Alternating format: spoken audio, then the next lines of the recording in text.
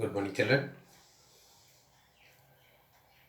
Let us continue the chapter force. In that, in the last session, we were talking about the types of forces. In that, two types: contact forces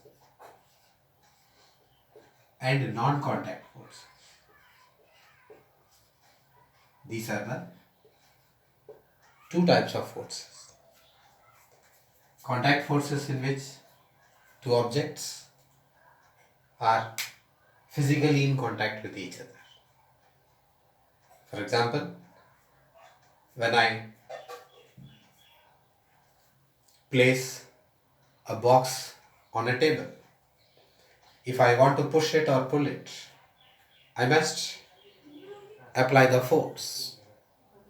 For that, I should have contact. I should have the contact with the object. Then only the object is able to move. That is contact force. So, for the contact force, muscular force is the example. And frictional force. These are the two examples. Then, for the non-contact forces, in that there is no need of having physical contact with each other. The examples are gravitational force,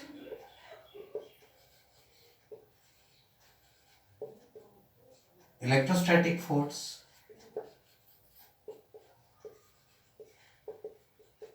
and magnetic force. Magnetic force. At last, we were talking about that gravitational force. Gravitational force means the force applied by the earth on every object. If I take, this is the ground surface. If we put anything, any object above the ground level or on the ground level, on that object, the ground, the earth always exert force, always apply force. With that, the object moves down, and we can say the earth attracts the object towards it. In this case, there is no contact between the object and the earth. There is no contact between them. But between them, the force is acting, and that is gravitational force. And this gravitational force exists throughout the universe. Throughout the universe means in the earth's surface, in the solar system, we have so many planets, moons, and other objects. All the objects are attracting each other. That is also gravitational force. And outside the solar system also, that different stars and other objects are attracting with each other. They are also known as gravitational force. So the gravitational force, it exists in the whole universe. And for that gravitational force, no object are in contact with each other. Still there it is acting, so we call it is the gravitational force is an example of non-contact force. Now coming to the electrostatic force. Electrostatic force, it is the force of attraction or repulsion. Force of attraction, or it may be repulsion also, or repulsion between charges. Between charges. That is two charged bodies. Charges. This electrostatic force of attraction or repulsion we are experiencing in our daily life also. That examples for that electrostatic force of attraction, the simple activity you can do on your own. in your home, you can do it. The example is, suppose I take a plastic scale that you have in your geometry box. You have the plastic scale,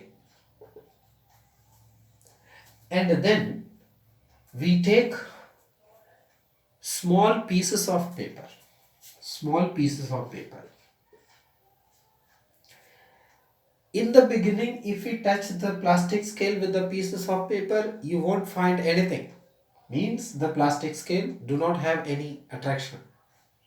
But if this plastic scale, if the same plastic scale is rubbed with the dry hair on your head, you can dry it. It should be dry hair. If this plastic scale is rubbed with dry hair, you rub it, that the place, the portion of that plastic scale which is rubbed with the dry hair, then that rubbed plastic scale is placed nearer to, just nearer to, no need to touch it.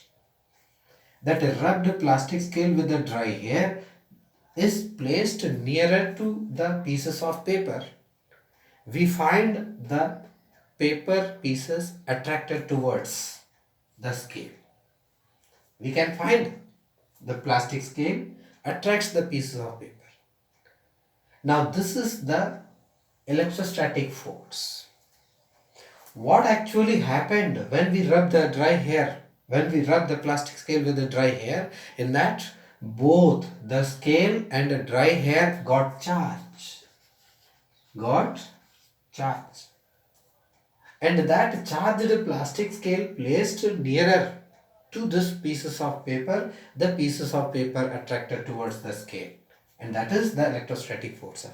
Electrostatic force. One more example we can see. One more example, and that is, in nowadays I think you people are seeing TV also. When the TV is working continuously for the long time, suppose 1 or 2 hours, you are watching TV, then parents are asking to switch off the TV and go for the study. You are switching off everything. While you are switching off the TV, by chance, when you take your hand nearer to the screen of the TV, you find the hairs on your hand attracts towards the screen. Attracts towards the screen. This you can see. This you can observe. Why the hairs are attracted towards the screen of the TV? In that case, as the TV was working for a long time, the TV screen got charged. Because of that, that charged body attracts this hair. And that is also electrostatic force of attraction. And one more thing, one more example. In that case, that is a balloon when it is inflated, inflated balloon. Inflated balloon. Take one inflated balloon. That inflated balloon can be rubbed with your hand also. Rub the inflated balloon with your hand, and the part of the balloon which was rubbed with the hand is just stick with the wall. There is no need of having any Fevicol gum, anything. Just rub the part of balloon and stick with the wall. The balloon remains at the same place on the wall itself. It is also because of when we rub the balloon with our hand, both the hand and the balloon got charged. The charged balloon attracts with the wall. So that is also electrostatic force. Here, the electrostatic force is also the example of non-contact force. And then magnetic force.